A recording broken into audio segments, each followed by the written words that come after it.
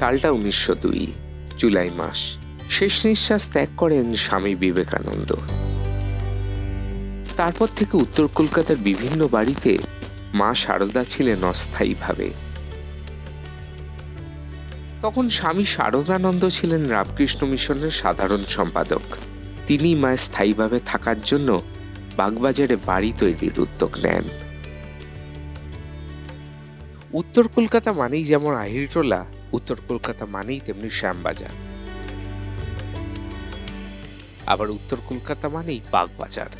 আর বাগবাজার বললেই আমাদের প্রথমে মাথায় আসে মায়ের বাড়ি। আমি এখন দাঁড়িয়ে আছি মায়ের বাড়ির সামনে, যেখানে 1909 থেকে 1920 অর্থাৎ জীবনের শেষ 11টি বছর কাটিয়েছিলেন মা সারদা ঠাকুর চলে যাবার পর।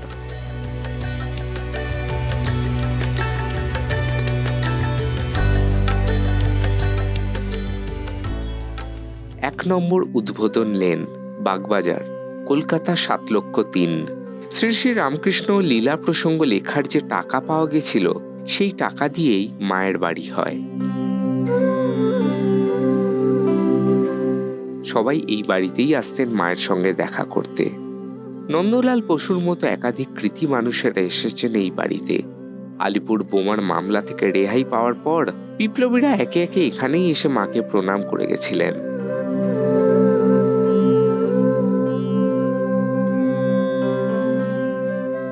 শোনা যায় সস্ত্রীক এসেছিলেন অরবিন্দ ঘোষ। মা শারদা এখানেও মন্ত্র দীক্ষা দিয়েছেন অনেক শিষ্যকে। কলকাতার ইতিহাসের সঙ্গে বাগবাজারে মায়ের বাড়ি ওতপ্রোতভাবে যুক্ত। জানা যায় মায়ের বাড়ির জমিটি ছিল কেদার দাস মহাশয়ের। তিনি জমিটি দান করেন, তবে জমি দানের ক্ষেত্রে তার শর্ত ছিল, তার দান করা জমিতে শ্রী রামকৃষ্ণদেবের পুজো করতে হবে। আর যেহেতু মা থাকবেন, ফলে ঠাকুরের নিত্য পুজো হবেই। কিছুদিন নির্মাণ কাজ চলার পর টাকা শেষ হয়ে যায়। ঋণ নিতে হয়েছিল শরৎ মহারাজকে। প্রথম দিকে মা এখানে আসতে চাননি, তবে কিছুদিন পর মা নিজেই আসতে রাজি হন। তারপর শরৎ মহারাজ নিজে গিয়ে মাকে নিয়ে এসেছিলেন। 1909 সালে 23শে মে মা আসেন বাগবাজারের এই বাড়িতে। 1920 সাল অর্থাৎ তার দেহত্যাগ পর্যন্ত মা ছিলেন বাগবাজারের এই বাড়িতেই। মা তো সাক্ষাৎ জগদ্ধাত্রী, তিনি 17 মা, অ17 মা।